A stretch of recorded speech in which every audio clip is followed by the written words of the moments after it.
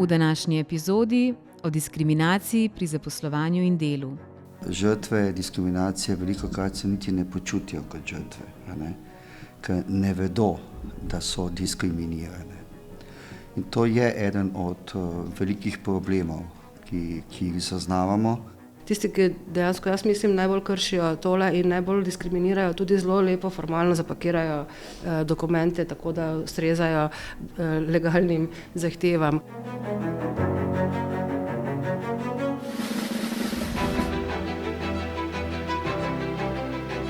Podcast Zagovornika načela enakosti.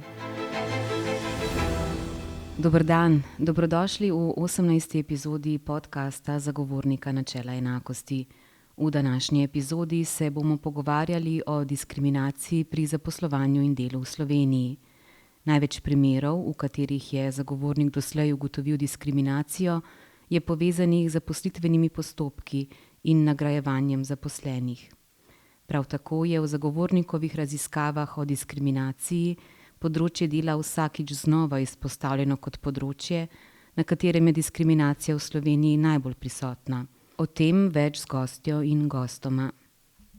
Z nami so gospa Greta Metka Barboš-Krbinc, generalna direktorica Zavoda Republike Slovenije za zaposlovanje, gospod Andrej Zorko, predsednik Zveze svobodnih sindikatov Slovenije, in dr. Matevž Kokol, svetovalec pri Zagovorniku načela enakosti in eden od sopripravljavcev besedila 2 priročnikov o zagotavljanju enakih možnosti in preprečevanju diskriminacije pri zaposlovanju in delu, in sicer priročnika za zaposlene in iskalce zaposlitve ter priročnika za delodajalce.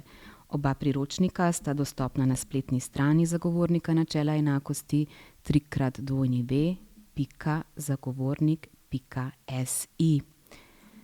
Lep pozdrav vsem in hvala, ker ste sprejeli naše vabilo. Predala vam bom besedo zelo kmalu. Za začetek samo še to. Za razumevanje tveganj diskriminacije pri zaposlovanju in delu je najprej treba osvetliti razsežnost težave, kot sem že omenila, zakonski okvir in opredeliti, kako institucije določajo, nadzorujejo in uveljavljajo standarde enake obravnave. Dr. Matevž Kokol, začela bom s tabo. In sicer me zanima oziroma nas zanima, kako pogosta je diskriminacija v zaposlovanju po podatkih Zagovornika načela enakosti. Ja, tako, pozdravljeni. Kako pogosta je dejansko v družbi, tega ne vemo točno, lahko sklepamo. Lahko sklepamo tudi na podlagi naših podatkov, to se pravi vseh primerov svetovanj ugotavljanja diskriminacije, ki jih zagovornik obravnava. Mi vsako leto naredimo letno poročilo in tam objavimo tudi statistiko. Si lahko tudi pogledate na naši spletni strani. In ta statistika kaže, da na vseh področjih, izmed vseh področij družbenega življenja, kjer je zatrjevana diskriminacija, to se pravi, s tem, s čimer so se ljudje na nas obračali, je zaposlovanje in delo najbolj pogosto. Približno 1/3 vseh zadev, ki jih obravnavamo, iz tega področja. In to ni samo bilo lani, to je praktično vsako leto, so podatki podobni oziroma sta ti 2 področji najbolj pogosti. Če pogledamo osebne okoliščine, zaradi katerih se ljudje k nam obračajo po nasvet ali pa ugotavljanje diskriminacije, zdravstveno stanje, spol, starost, vera oziroma prepričanje, invalidnost, te so najbolj pogoste. Potem drug vir podatkov, na podlagi katere bi lahko sklepali o razsežnosti diskriminacije, so javnomnenjske raziskave. Ena taka je naša javnomnenjska raziskava, ki jo recimo da vsaki 2 leti naredimo, je reprezentativna za vse prebivalce Slovenije, velika raziskava. In tam ljudi sprašujemo o percepciji diskriminacije, to se pravi, kako oni mislijo, kako oni vidijo, kako oni čutijo, da je diskriminacija razširjena in kje je razširjena in podobno. In ko jih glede razširjenosti sprašujemo, jih večina meni, da je najbolj razširjena na področju zaposlovanja in dela. To se pravi, najbolj pogosto odgovor, ki ga dobimo. Tako menijo. Ko jih sprašujemo, kdo menijo, da izvaja to diskriminacijo, Na prvem mestu so to sodelavci, to se pravi posamezniki, ki so lahko seveda sodelavci, ne, če danes samo o tem področju govorimo, potem so pa že njihovi nadrejeni ali pa to se pravi delodajalci, ne, organizacije, pravne osebe tam, kjer delajo. To se pravi, ti so tisti, za kateri menijo, da najbolj pogosto diskriminirajo. Najpogosteje menijo, da so žrtve diskriminacije, pa govorim zdaj na splošno za vsa področja, ne samo za poslovanje in delo, da so to tujci, istospolno usmerjeni, Romi, ženske in pa ljudje z invalidnostmi oziroma z nekim specifičnim zdravstvenim stanjem. Potem imamo pa še eno to z dobro raziskavo, to so to raziskave Eurobarometer, vse evropske raziskave se po vsej Evropi izvajajo, tudi v Sloveniji, tudi ta raziskava lahko razširimo rezultate na vse prebivalce Slovenije, jer je reprezentativna. In ena ta raziskava posebna je bila narejena tudi na temo diskriminacije in tam je bilo eno zelo konkretno vprašanje, ki se je nanašalo ravno na zaposlovanje. In so vprašali, ljudi so spraševali neko hipotetično situacijo, so jim dali, če želi podjetje nekoga zaposliti in ima pred seboj dva kandidata, ki imata iste kompetence, iste kvalifikacije, oba sta enako primerna za to delo, kateri od njiju ima po vašem mnenju slabše možnosti. To se pravi, in so ljudje odgovorili, da so v najslabšem položaju oziroma najbolj pogosto vpliva na možnost izbire kandidatova starost, invalidnost, to, da je Rom, barva kože, govor ali naglas oziroma jezik je osebna okoliščina, ki je seveda povezana lahko spet z etničnostjo, nacionalnostjo, državljanstvom posameznika. Spol relativno nizko, ne, to se pravi, na enem 6., 7. mestu je komaj spol, potem pa spolna identiteta, spolna usmerjenost in tako dalje. Nekaj bilo še okoliščin, ki jih ne štejemo med osebne okoliščine, ampak so povezane s tem, recimo videz posameznika, kako je kdo nekomu všeč in podobno. So pa potem še tukaj bili ločeni podatki za Slovenijo, ki so zelo podobni, edino v dveh delih se razlikujejo. Pri nami je očitno precej še toliko slabše biti Rom ali pa invalid, ker imaš glede na druge države EU še slabše možnosti. Ugotavljamo še lahko, da približno 1/5 ljudi pravi, da doživi diskriminacijo in približno 1/5 od te 1/5 samo ukrepa.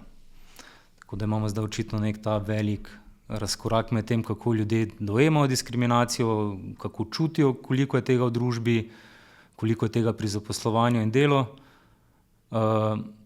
pol pa razkorak do tega, ali se to dejansko njim tudi zgodi in pa spet koliko je tega prijavljenega, koliko potem mi zaznamo v naših svetovanjih in primerih. Tako da očitno vsaj lahko ugotovimo, da recimo, če smo danes osredotočeni na zaposlovanje, da je velik del te diskriminacije v bistvu nevidne, a ne? Če se na neko delovno mesto prijavi 100 kandidatov, pa nekdo ni izbran in samo zve, da ni izbran, težko ugotovi, kaj se je dogajalo, kako je to potekalo, ne? Drugo pa je, da tudi če ima neke indice, recimo to bi se lahko kazalo v tem, da ne vemo, kako točno potekajo postopki, ampak opažamo, da so pa vsi vodilni delavci v nekem podjetju enega spola ali pa, ne, da imajo pa določene skupine ljudi znotraj podjetja boljše plače ali pa nekaj. Ne bi videli, da so neka diskriminacija v ozadju na delo, je pa to zelo težko dokazljivo. K temu se zagotovo še vrnemo. Gospa Greta Metka Barboš-Kerbinc, Zavod Republike Slovenije za zaposlovanje nudi številne storitve za različne skupine ljudi in obravnava iskalce zaposlitve z različnimi osebnimi okoliščinami. Dr. Kokol je nekaj teh osebnih okoliščin že omenil.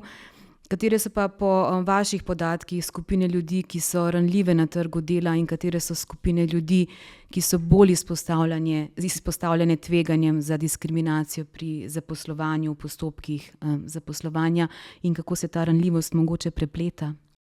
Ja, narava našega dela, Zavoda za zaposlovanje in pa tudi slovenski trg dela res odraža, da so določene skupine lahko soočajo z večplastnimi ovirami. Na eni strani so pomanjkanja znanj, spretnosti, kompetenc, nekih formalnih pravzaprav pogojev za zasedbo določenih delovnih mest. Po drugi strani se pa tudi lahko komplementarno so pa tudi ovire, ki so pa osebne okoliščine, kot ste že rekli, kot so zdravstvene težave, duševno zdravje, težave z zasvojenostjo, nizka funkcionalna pismenost, nepismenost, pomanjkljiva znanja slovenskega jezika pri tujcih, tako da je težko pravzaprav potem to samo eno kategorijo gledamo, včasih se tudi več se seštevajo in imajo osebe pač več teh okoliščin.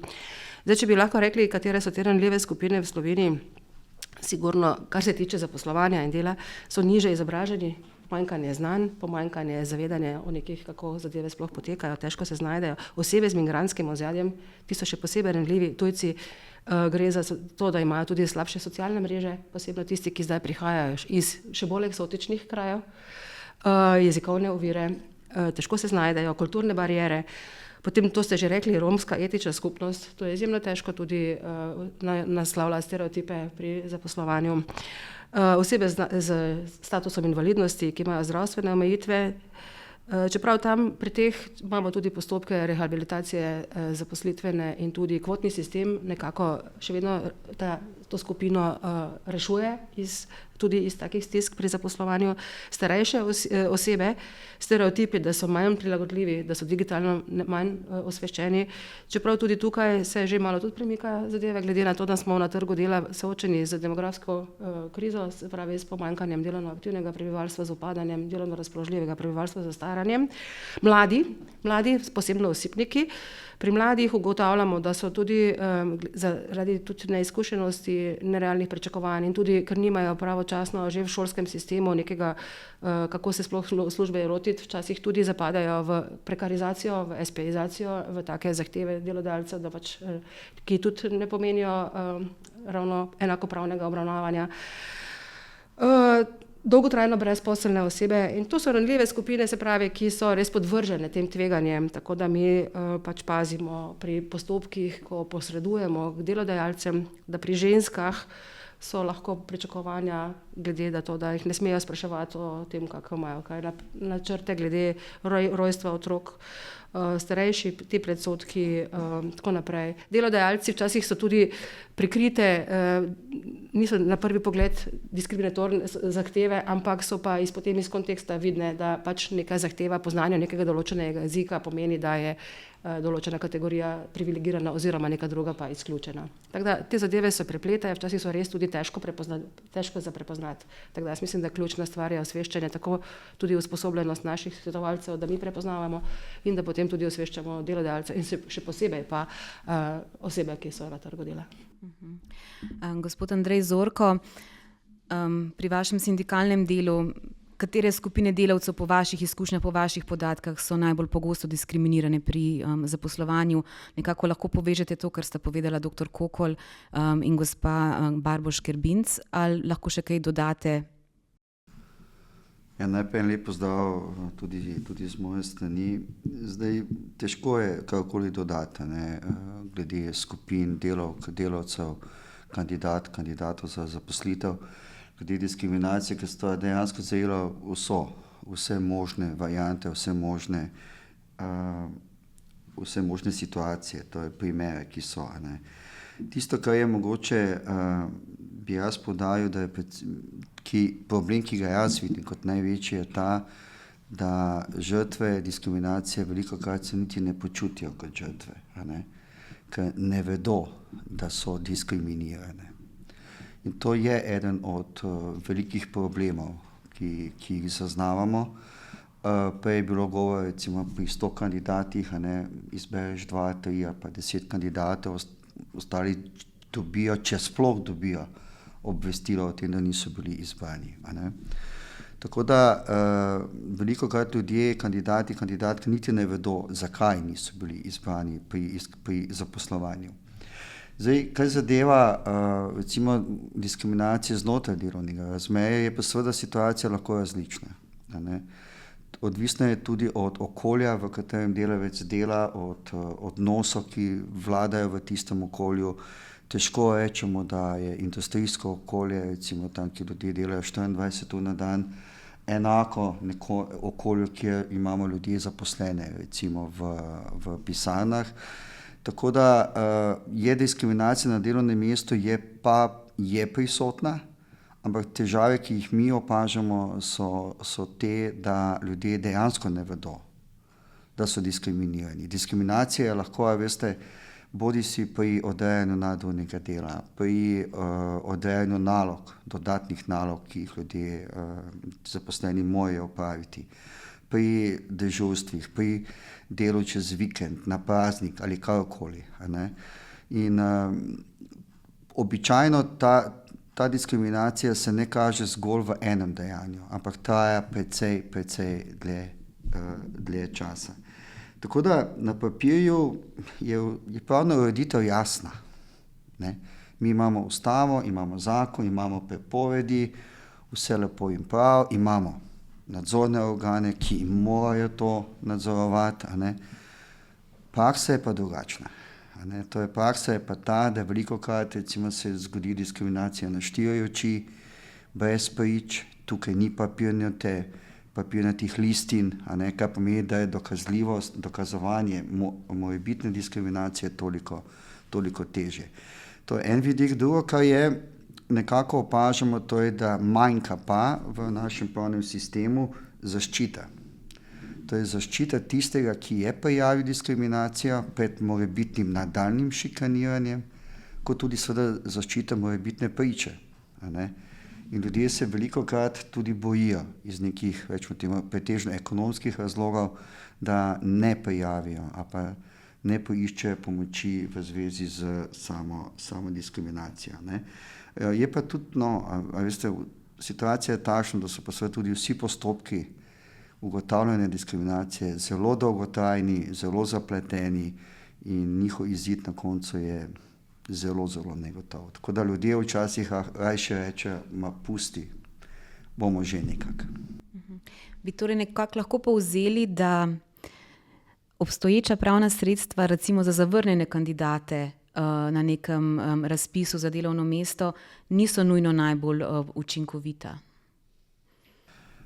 Mislim, pravna sredstva, veste, so učinkovita toliko, koliko jih tisti, ki jih lahko izrekajo sankcije, uporabijo te sankcije. Pravna sredstva, veste, kot so tožbe, kot so pritožbe, so tukaj. Ampak prej sem govoril o zaščiti nekoga, ki se pritoži, o zaščiti nekoga, ki je priča poskusom diskriminacije, kot priče, kot take. Teh elementov tukaj ni. Jaz mislim, da zakonski okvir je v redu, praksa je pa nekoliko drugače. Predvsem pogrešamo na tej stopni nadzor. Se pravi, pri naloge ali pa izvajanje nalog pristojnih inšpekcijskih služb. Kajti, če gledamo recimo inšpektorat za delo je v letu 2024, če se ne motim, mislim, 2024, to je zadnji podatek, ugotovil zgolj 24 kršitev diskriminacije. Jaz verjamem, da jih je bilo precej več. Se pravi, 24 primerov je bilo ugotovljenih, obravnavanih, sankcije so pa večinoma, nažalost, moram reči, večinoma pozivi, opomini, ni pa in se ta diskriminacija ne smatra kot recimo kršitev temeljne človekove pravice. In tukaj vidim določene probleme. Gospa Barbo Škrbinc, ste želeli nekaj dodati? Ja, v bistvu so tukaj, mislim, da kot je že kolega Andrej povedal, da je težko prepoznati elemente diskriminacije in tudi težko je verjetno tudi pravna sredstva uporabiti, zato ker tisti, ki dejansko, jaz mislim, najbolj kršijo tole in najbolj diskriminirajo, tudi zelo lepo formalno zapakirajo dokumente, tako da ustrezajo legalnim zahtevam, ker ko pa se gre potem v dokazovanje, so pač papirji tisti, ki pač morajo, je izbran kandidat, ki ustreza pogojem. Ni pravzaprav prikrit razlog, je ni drug, formalno je pa se zadevo zelo težko dokazati, da je nekaj tretjega od zadaj. Tako da jaz mislim, da tam posebej, ko se opremijo zelo poglobljenim pravnim znanjem in pravno pomočjo, jaz mislim, da je tudi zelo težko priti do konca s kakimi sodnimi epilogi. Ja, gospod Zorko, pa potem še dr. Kokol, kar prosim. Ja. V bistvu jaz bi mogoče tule omenil še dve zadeve. Ena je ta, da delavci, da je veliko krat ugotavljamo, da je sindikat edina tista institucija, na katero se recimo delavci, ki menijo, da so diskriminirani, obrnejo brez strahu. In to je nek pokazatelj ničesa. To je prvo. In drugo, tisto, kar opažamo, je v zadnjem času, zlasti sedaj v času, ko primanjkuje delovne sile, delavk in delavcev na trgu dela, opažamo novo vrste diskriminacije. To je diskriminacije glede na čas, kdaj si se zaposlil oziroma kdaj si sklenil pogodbo o zaposlitvi. Prej bi gospod Kokol dejal, primere, jih je nekako naštel. Jaz bom tudi jaz naštel en primer. Mi soočamo se vedno pogosteje z primeri, kjer dva delavca delata na istem delovnem mestu. Delate v istem delovnem času, z istim strojem, popolnoma enako dela. Njuna osnovna plača je pa različna.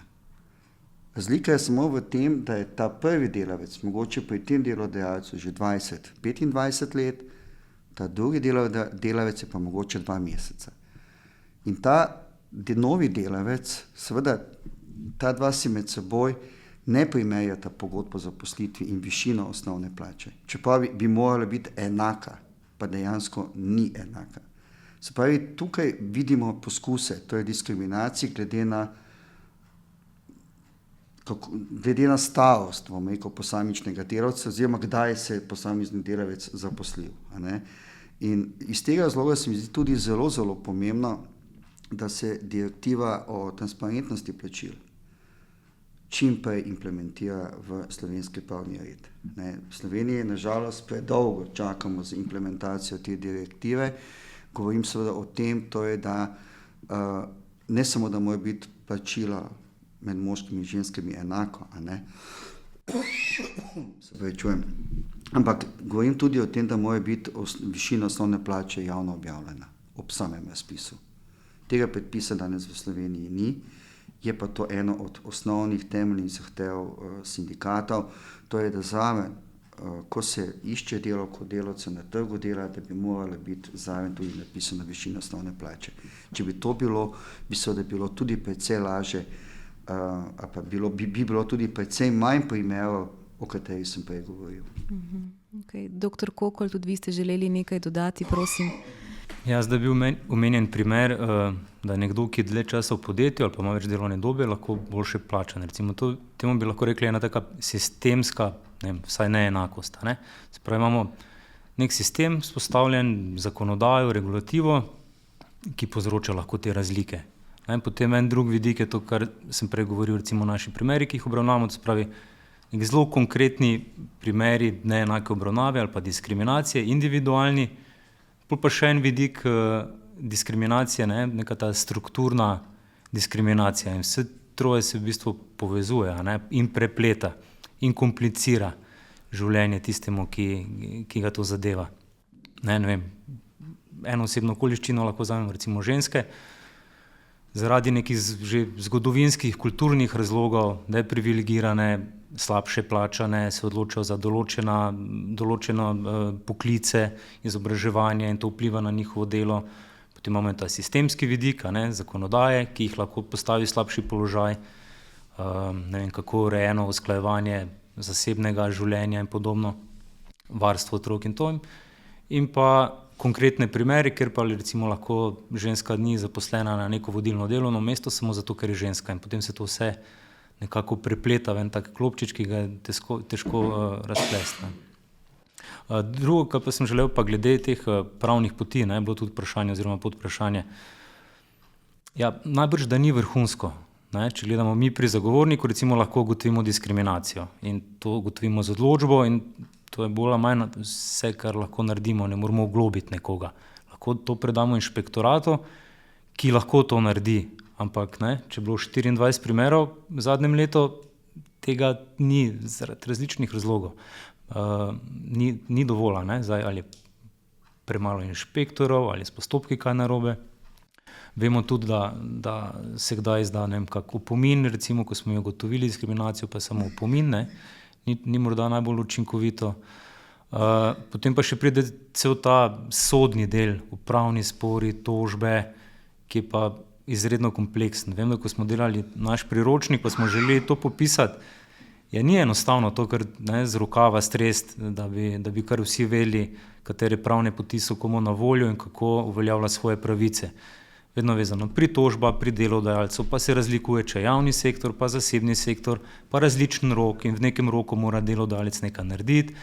Če ne naredi, pritožba, komisija, še ena pritožba, delovni spor, sodišče, odvetnik, pravna pomoč, odločitev sodišča, pritožba, 5 let in tako. To niso enostavni postopki in so težki verjetno za delavce. Spravi, tudi če se sooči z diskriminacijo, to prepoznanje, pripravljeno ukrepati, pride do enega tega zelo kompleksnega sistema, ki otežuje prepoznavanje in sankcioniranje diskriminacije. Vsekakor je to kompleksen sistem, za mogoče posameznega delavca kar zelo prevelik zalogaj, ampak vseeno prijave diskriminacije pri zaposlovanju in tudi pri delu so zagotovo pomembne in želimo ljudi spodbuditi, da podajajo tovrstne prijave. Gospa Barbo Škrbinc, bi se strinjali in kaj bi vi svetovali recimo zaposlenim oziroma tistim kandidatom in kandidatkam, ki niso bili izbrani na neko delovno mesto zaradi diskriminacije?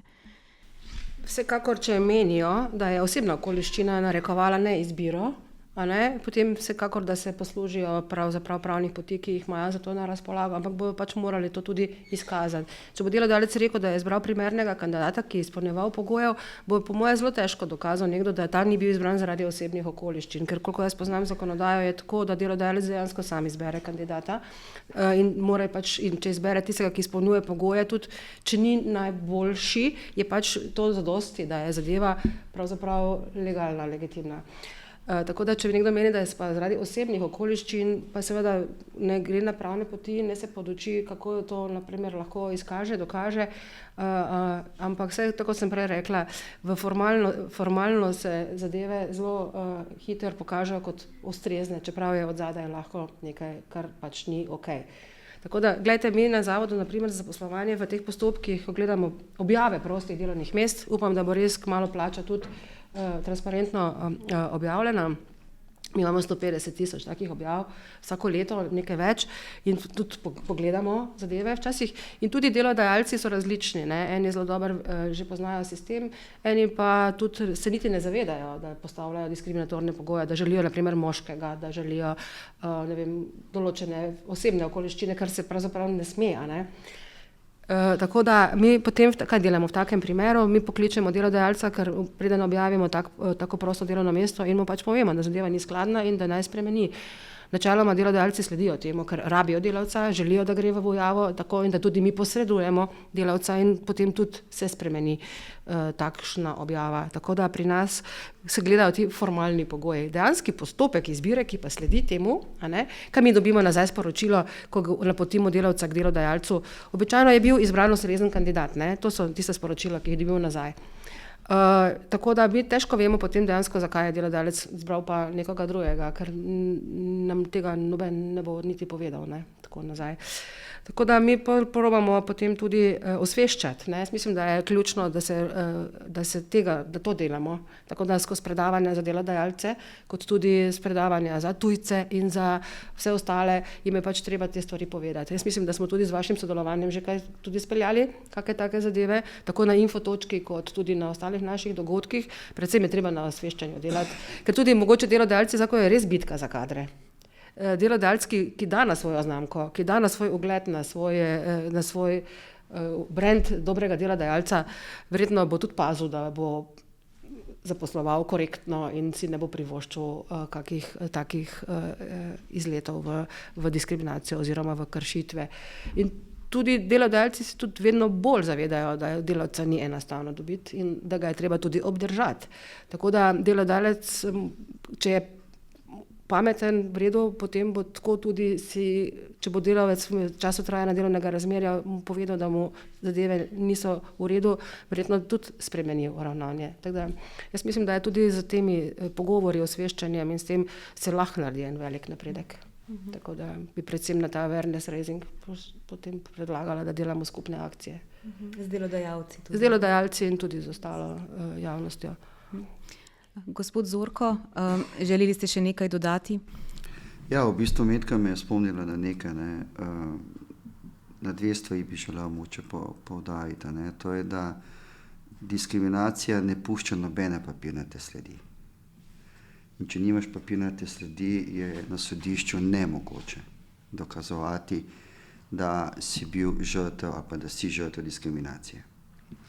Zato se mi zdi zelo pomembno neke vrste osveščanje o tem in pa hkrati tudi morda neka navodila ali pa neke običaje objaviti, katere dejanja so dejansko tiste, ki lahko pomenijo diskriminacijo. Ljudje danes niti ne vedo, ali neko dejanje v nekem razgovoru lahko predstavlja diskriminacijo ali ne.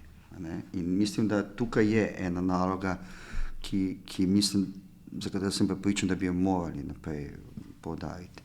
Druga zadeva, katero bi mogoče opozoril, je pa še ena stvar. Trg dela je bil omenjen. Se pravi, bil omenjen trg dela. Metka je omenila trg dela. In tisto, kar mi opažamo, je to, da tam, kjer imajo delavci, kadar imajo delavci na trgu dela večjo pogajalsko moč, je diskriminacija manj. To je dejstvo. Kajti, če se ti lahko pogajaš, je potem diskriminacija, pa poskusa diskriminiranja precej manj. In zdaj v tem času, ko se bojijo za delavke in delavce, je teh poskusov diskriminacije manj. Najmanj pa je tam, kjer so sindikati prisotni. In kjer imamo kolektivne pogodbe, ki dejansko že lahko v svojih določbah imajo neke predpise glede izbire kandidatov, glede odnosa do zaposlenih in podobno. Se pravi, kolektivne pogodbe dejavnosti so lahko nek pravni vir zmanjševanja možnosti diskriminacije. Opažate mogoče tudi kakšne regionalne in pa sektorske razlike pri praksah zaposlovanja pri svojem delu? Ne, v bistvu regionalnih razlik ni. To je sektorskih razlik tudi težko. Že prej sem omenil to, da so seveda različni pristopi v različnih dejavnostih, okoljih in podobno. Tisto, kar mogoče opažamo, recimo, je glede plačne diskriminacije, če želite, prej so bili omenjeni moški, ženske in transparentnost plačil in podobno. Opažamo to, da recimo na področju zavarovalništva, zanimivo, je 20% približno žensk je manj plačanih. Se pravi, razlika med plačo žensko in moškim je na področju zavarovalništva nekje 20%. V Sloveniji je nekje 5%, recimo v povprečju, kar nas seveda daje pod povprečje Evropske unije in smo zelo uspešni na tem področju. Seveda nas pa čaka še posameznih dejavnostih, omenili smo področje zavarovalništva, kjer pa je ta razlika med plačilom in moškim in ženskom recimo v povprečju nekje 20%. Tako da bolj ali manj opažamo nekako diskriminacijo med različnimi skupinami ljudmi, kot pa na dejavnost ali pa na regijo. Hvala lepa za tole. Jaz bi se samo za kratek čas vrnila nazaj k nečemu, kar je omenila gospa Barboš Grbinc, in sicer govorili ste o pogojih v zaposlitvenih oglasih, s katerimi se srečujete, pa bi tukaj predala besedo še doktorju Kokolu. S kakšnimi diskriminatornimi pogoji v zaposlitvenih oglasih se pa pri zagovorniku načela enakosti najpogosteje srečujete? Ja, oglasi so ena zanimiva stvar, ker so izjema od tega splošnega pravila, kar je kolega prej omenil, da je težko dokazati, ker ne puščajo nekih pisnih sledi ponavadi, tem postopki. Oglas pa ponavadi je nekje objavljen, tako da vsaj tam se pa da hitro dokazati. Pa res, da ker je to vidno in so delodajalci na to pozorni, je tega tudi relativno malo. Spravi so previdni, ne napišejo vsega v oglas,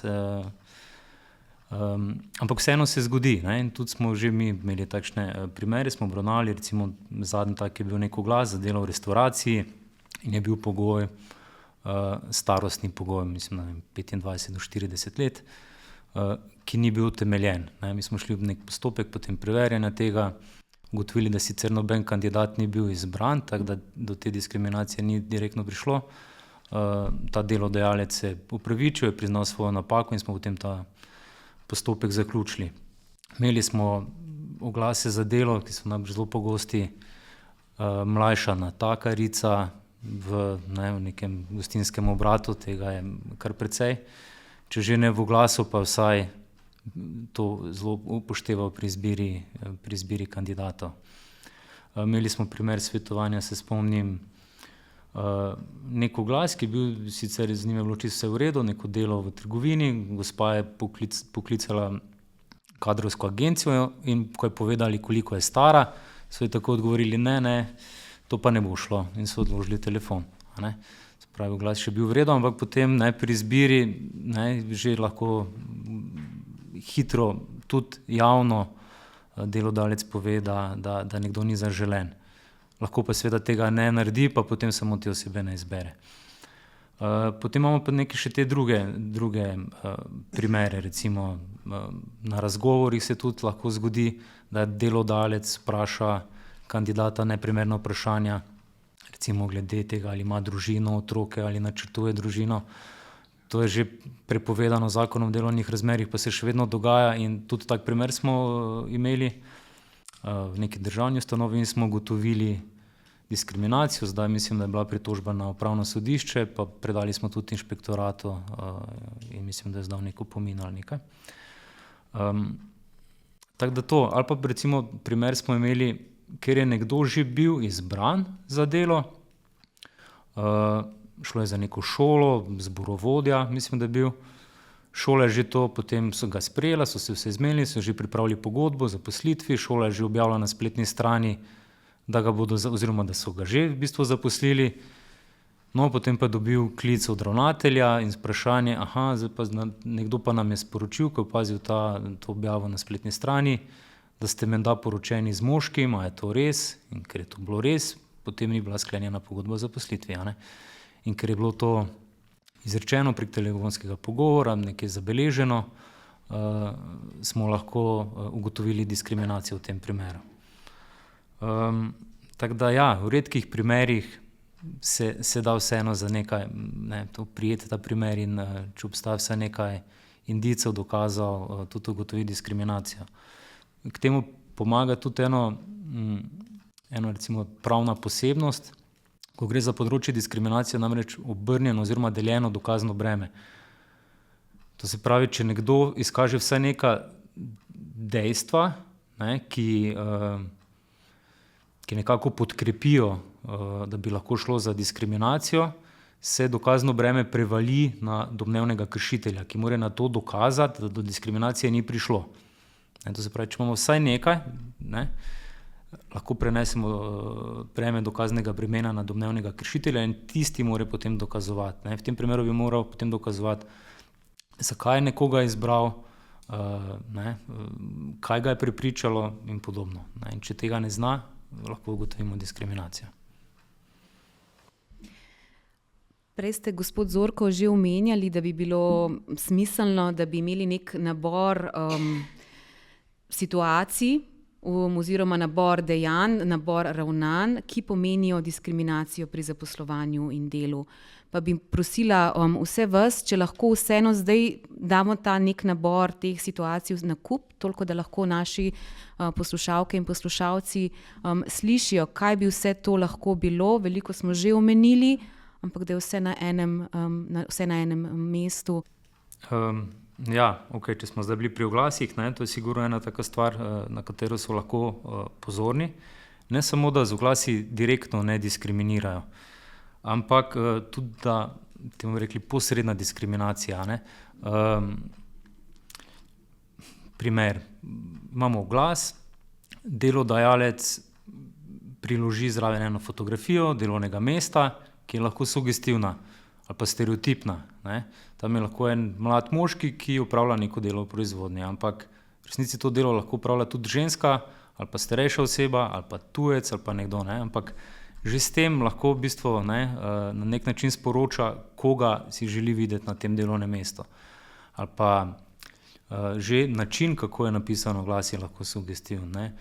V nekem, ne vem, mladem, energičnem kolektivu, kreativnem, nekaj, a ne, iščemo takšno pa takšno osebo in v bistvu s tem sporočamo, samo mlada oseba pride v poštev, ne, čeprav ni nujno, da delovno mesto to zahteva. Tako da že pri oglasih, ali pa recimo, kje je objavljen oglas, ne, lahko že vplivamo na to, kdo se bo prijavil na oglas in že v bistvu, ali pa nekoga omejimo že samo prijavo. Ne. Delodajalci so lahko pozorni na svoje te kadrovske postopke, tudi kasneje, kako sprejemajo prijave, možno je seveda anonimno, ne, obravnavati prijave, da so anonimizirane, da ne moremo enostavno na podlagi nekega teksta sklepati o osebnih okoliščinah posameznika, mogoče ni nujno, da ime pa priimek zraven priložen, ker lahko na podlagi tega sklepamo, ne vem, da je tujec ali pa da je moška, ženska, ne. Fotografija zraven CV-ja, ne, že takoj vpliva na nas, kako nam je nekdo všeč ali ne, ker izda marsikatero osebno okoliščino. Tako, potem pa so še ta bolj sistemski, ne, vidiki, sistematizacija delovnih mest, ne, bilo že tudi omenjeno, a ima sploh delodajalec nek sistem, kako so posamezna delovna mesta plačana, a je ta sistem v redu, ali ta sistem mogoče diskriminira, ne, in potem, ko nekoga vključujemo v ta sistem, diskriminiramo. Seveda, če tega sistema ni in nekdo kandidira za delovno mesto in se mora vedno znova pogajati za neko plačo, oziroma ja, ta plača ni vnaprej določena, lahko njegova pogajalska sposobnost, pogajalska moč vpliva na višino plače, ki jo bo prejel. Ne. Ne vem, potem pač ženska dobi nižjo plačo za isto neko delovno mesto, ne, moški pa avtomatsko lahko dobi boljšo plačilo. To lahko so neki splošni akti delodajalca, ki so taki, da z njimi delodajalec poskuša preprečevati diskriminacijo, pritožbeni postopki, neke splošne izjave, da stremi k raznolikosti, vključenosti zaposlenih in podobno. Tako da marsikaj bi se dalo. Bistveno pa je, da razmišlja tudi vedno delodajalec o možnih prilagoditvah. To se pravi, da vedno lahko razmisli to, kar je zapisal v oglas, ali pa kaj pričakuje od zaposlenega, ali lahko to omeji, mogoče prijavo komu, oziroma ali se lahko temu prilagodi. Primer, ali je res nujno, da delo opravljamo za 8 ur, ali mogoče se da pa delovno mesto zapolni z nekom, ki dela za skrajšan delovni čas zaradi starševstva ali pa invalidnosti. Ne. Ali je res nujno, da ima 20 let delovne dobe, ali mogoče pač to res ni potrebno, ne, in s tem avtomatsko omejuje to delo za starejše, ne, omejuje mlade.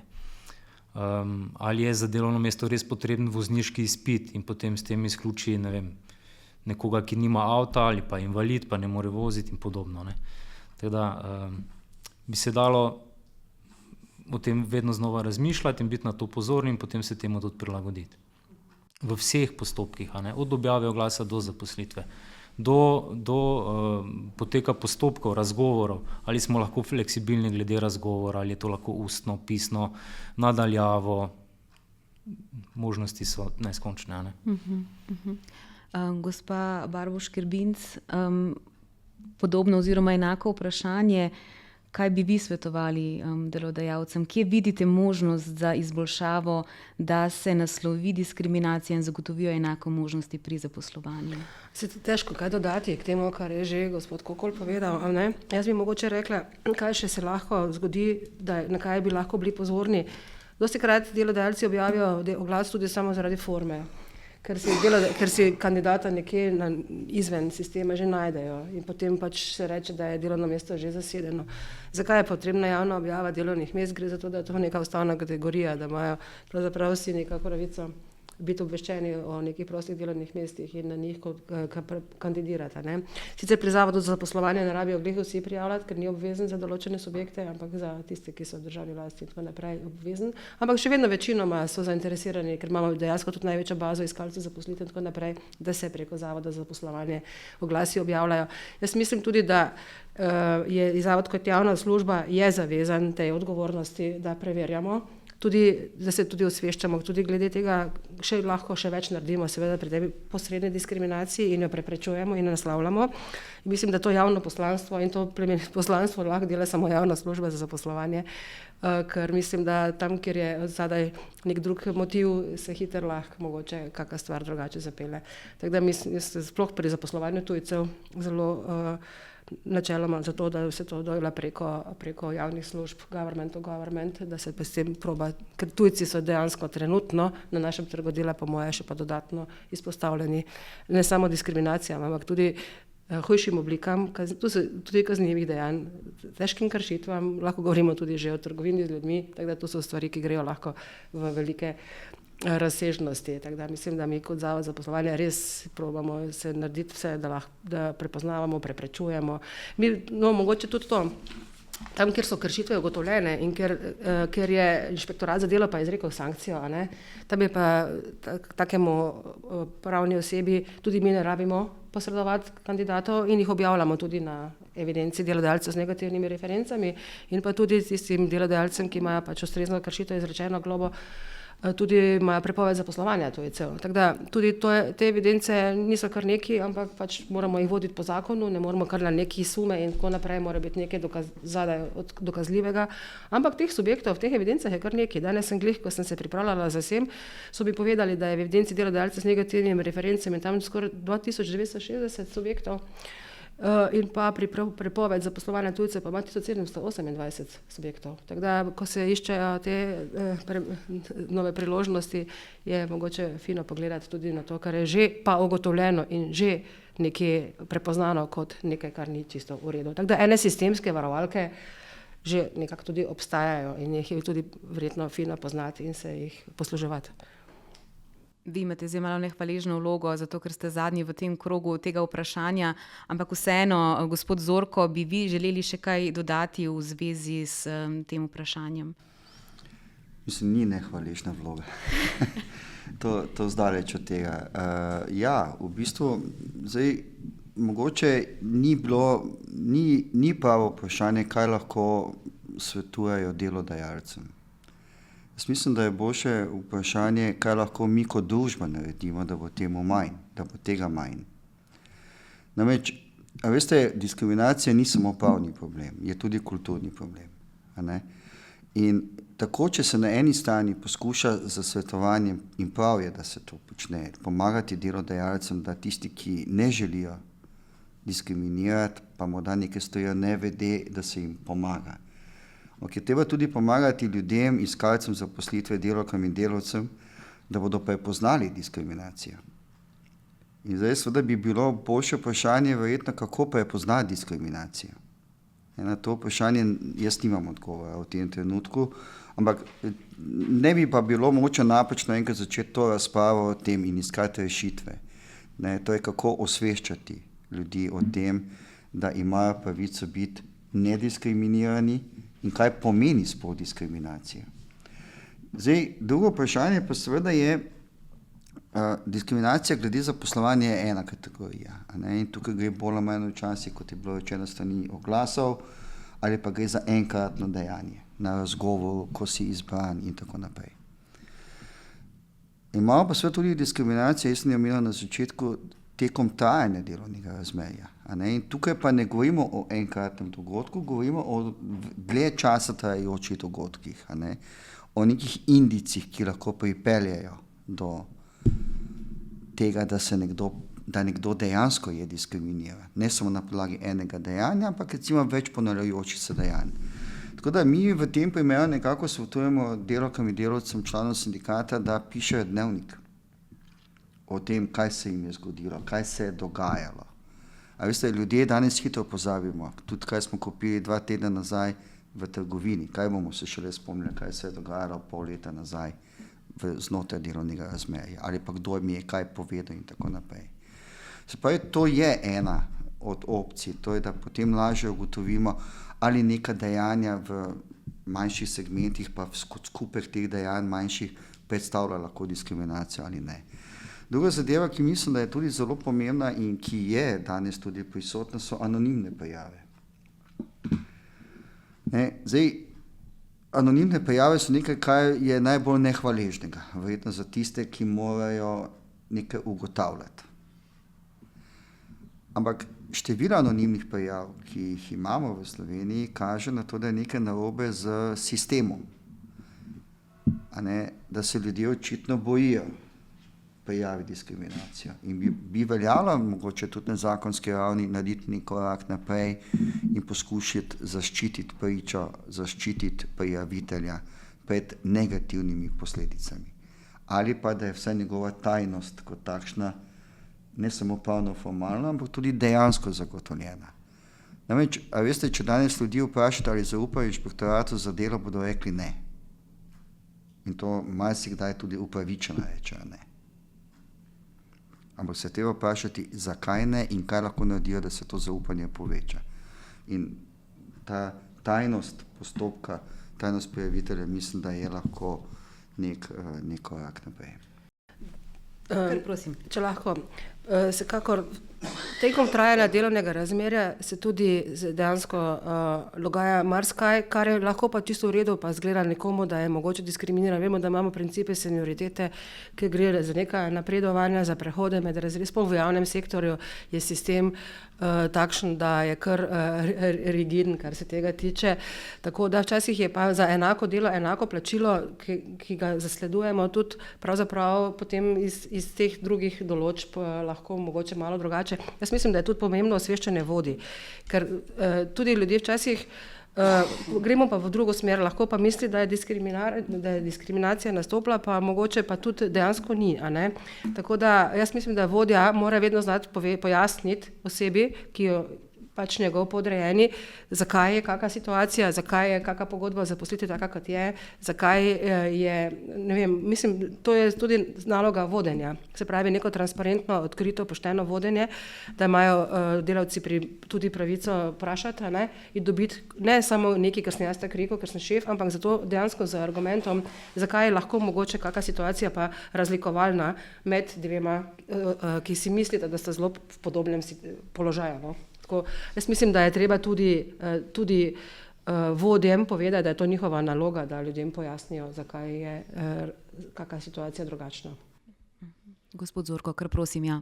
Mislim, treba je razlikovati med javnim in zasebnim sektorjem. V javnem sektorju, tam, kjer je država delodajalec, so pravila igre precej bolj postavljena. In tudi prej je bil primer šole, pa telefona in tako naprej, ki je bilo to nekje zabeleženo, ker je moralo biti zabeleženo. V zasebnem sektorju tega ni. V zasebnem sektorju dejansko delodajalec je tisti, ki postavi kriterije, ki presoja, ali nekdo izpolnjuje kriterije in tudi, če jih izpolnjuje, lahko zbere nekoga, ki kakšnega kriterija ne izpolnjuje. Zato enačiti rigid sistem v javnega in zasebnega sektorja ni prav. V zasebnem sektorju, v gospodarstvu imamo čisto svoj sistem, ki je dejansko daje delodajalcu proste roke glede vsega. In potem imate vrste tisto znameniti stavek, delodajalcev včasih, če ti ne paše, lahko greš. A je to diskriminacija? Morda ja, morda ne. V javnem sektorju se to ne bo zgodilo. Tega stavka ne boste slišali, ker bo takoj verjetno sprožen postopek in tako naprej. V zasebnem sektorju je tega ogromno. In zato jaz trdim, da niso samo delodajalci tisti, ki bi jih trebalo izobraziti. Treba je najti sistem, kako delavke in delavce zaščititi, tudi v zasebnem sektorju pred diskriminacijo, kako jih osvestiti. Najti nek sistem, to je da, a veste, bom rekel drugače. Dajmo si predstavljati inženirja, ki odda prošnjo, ali pa arhitekta recimo, ki odda prošnjo v nek arhitekturni biro. Zasebni sektor je to. In ni izbran. In on ve, da ni izbran zato, ker je mogoče mlada ženska, načrtuje otroka ali pa celo mu daje že noseče. In ve, da zaradi tega ni izbrana. A vi mislite, da se bo ta ženska pritožila zaradi diskriminacije? Ne bo. Ker če se bo, pri naslednjem arhitekturnem biroju ne bo dobila službe, ker bo tale šef dvignil telefon, poklical svojega kolega iz svojega podjetja in to povedal. Ta in ta oseba je naredila meni to in to. In zato tudi diskriminacija ni tako razširjena, mislim, uveljavljanje diskriminacije ni tako razširjeno, ker se enostavno ljudje bojijo. Bojijo se posledic, ki jih lahko ima, če prijavijo. In enačiti javni z zasebnim sektorjem ni ok, ne gre. Tu sta popolnoma dva svetova. Ja, prosim še, doktor Kokor. Ja, ta viktimizacija oziroma prepoved povračilnih ukrepov je ravno z tega vidika, s tem namenom eksplicitno prepovedana in v zakonu o delovnih razmerjih in v zakonu o varstvu pred diskriminacijo. Kot posebna oblika diskriminacije, še ekstra piše, ne? Nekdo, ki prijavlja diskriminacijo, ne sme biti zaradi tega deležen povračilnih ukrepov. Eksplicitno piše s tem namenom, ker vemo, da je to težava. Ne? Da pa je pa res, da en člen zakona tega ne prepreči. Mislim, a veste, praksa je drugačna. Morda bi veljalo tukaj tudi pogledati statistiko odškodnin. Kajti za sankcije so lahko tudi odškodninske v tem primeru. Ampak in tam te odškodnine bi morali biti zelo visoke. Ampak že uvodoma sem rekel, govorimo o temeljni človekovi pravici. In kršitev temeljnih človekovih pravic je kaznivo dejanje. In če je kaznivo dejanje, potem nekdo ne more dobiti pogojne obsodbe v tem primeru. Zakaj? Zaradi tega, ker ko bo eden ali pa dva, bom rekel, kaznovana za zaporno kaznijo, pa jemte mi šele takrat se bodo te zadeve začele spreminjati.